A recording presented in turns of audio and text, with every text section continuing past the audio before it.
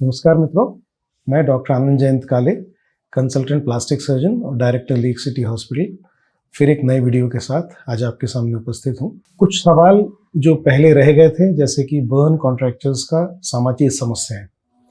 Burn contractures में मैंने पहले भी वीडियोस बनाए हैं जिसमें मैंने उनके बारे में बताया है, उनकी समस्याओं के बारे में बताया है, लेकिन एक्यूट बर्न का केयर और साथ में बर्न कॉन्ट्रैक्चर्स का करेक्टिव सर्जरी या ट्रीटमेंट, ये इसलिए ज़रूरी है क्योंकि ट्रीटमेंट इनिशियल फेज में हो जाने के बाद भी समस्याएं खत्म नहीं होती। चेहरे के बर्न्स जिसमें अपर एंड लोअर आईलिड एक्ट्रोपियन, जिसमें आंखें बंद ना हो पाए, उसमें आंखों के ऊपर कॉर्निया डैमेज होने का खतरा होता है।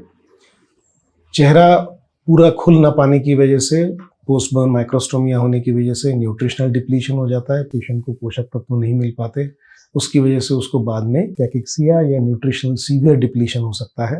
इसलिए 4 से 6 महीने के बाद भी पेशेंट को जान का खतरा बना रहता है। इन सब के ऑपरेशन सेमी इमरजेंसी कैटेगरी में कंसिडर किए जाते हैं। ये ऑपरेशन ज़रूरी होते हैं। अगर इनको नहीं कराया तो आँखों को डैमेज हो सकता है, चेहरे को न्यूट्रिशन की वजह से परेशानी हो सकती है। जो उसका कॉस्मेटिक एस्पेक्ट है वो तो है ही। नेक कॉन्ट्रैक्चर इसलिए ज़रूरी है क्योंकि आगे के जितने भी ऑपरेशंस हैं उनको अगर आपको करना है तो गर्दन खुली होनी ज़रूरी है, नहीं तो बेहोशी देना बहुत मुश्किल हो जाता है। नेक कॉन्ट्रैक्चर्स के बाद जो सबसे ज़रूरी ऑपरेशन होता है, जो यंग एज के पेशेंट्स में बहुत ज़रूरी होते हैं, वो है अपर लिम्ब के जो कॉन्ट्रैक्चर्स होते हैं, जैसे कि एक्जिला कंधा, एल्बो कोहनी का हिस्सा और हाथ। अगर ये कॉन्ट्रैक्टेड हैं तो एक यंग पर्सन अपना काम नहीं कर पाता, अपना रोजगार नहीं कर पाता, रोजमर्रा की एक्टिविटीज़ नहीं कर पाता। ये तीनों ऑपरेशंस अगर साथ में किसी पेशेंट को करने को हो जाते हैं तो वो पेशेंट अपनी डे टू डे एक्टिविटीज़ भी कर सकता है, अपना रोजगार का काम भी कर सकता है। इसलिए इसका इम्पोर्टेंस बहुत ज़्यादा होता है। रिहेबिलिटेशन के ये सारे ऑपरेशंस बहुत ज़रूरी होते हैं। इसके अलावा कई पेशेंट्स ऐसे होते हैं जिनको लोअर लिम्ब कॉन्ट्रैक्चर्स होते हैं, बचपन में जल जाते हैं, 5-6 साल की उम्र में बर्न इंजरी हुई और जो हमारा घुटने का हिस्सा है वो मुड़ गया। अब उनको चलने में दिक्कत है, लेकिन ऑपरेशन कराने के लिए 10 साल बाद, 12 साल बाद, 15 साल बाद लेके आते हैं। अब इस उम्र में पैरों को पूरा सीधा करने खतरे से खाली नहीं होता, क्योंकि जो खून की नसें होती हैं और जो नर्व्स होती हैं वो छोटी रह जाती हैं। एक बार में सीधा करने की कोशिश करेंगे तो सीधा होने की एक तो चांसेस नहीं होते, या फिर जो नसें होती हैं उनके ऊपर जोर आ सकता है। इसलिए टाइमली सर्जरीज बहुत ज़रूरी होती हैं। शुरुआत के साल 2 साल में जलने के बाद जो भी करेक्टिव सर्जरीज हैं वो पूरी हो जानी चाहिए, ताकि पेशेंट पैरों से सीधा खड़ा होकर चल सके, अपना काम कर सके, दौड़ सके।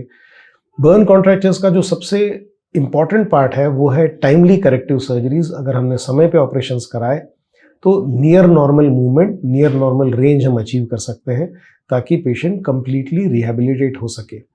हमारे यहाँ बर्न पेशेंट्स का इंसिडेंस बहुत ज़्यादा है, करेक्टिव सर्जरीज का नंबर बहुत कम है, और इसकी वजह से बर्न कॉन्ट्रैक्चर्स के पेशेंट्स बहुत मात्रा में समाज में अभी हैं जिनको ऑपरेशन का इंतज़ार है, और वो ऑपरेशन के लिए किसी कारणवश नहीं आ पा रहे हैं या उनका ऑपरेशन नहीं हो पा रहा है। ये सारे पेशेंट्स नॉर्मल होने के बावजूद अपना काम नहीं कर पाते, अपना रोज़गार नहीं कर पाते। इसकी वजह से एक हेल्दी इंडिविजुअल अपना रोज़गार कमाने से वंचित रह जाता है। ये एक बड़ी सामाजिक समस्या है।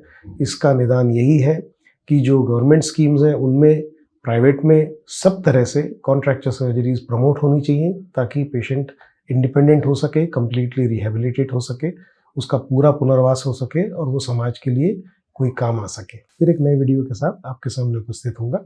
नमस्कार।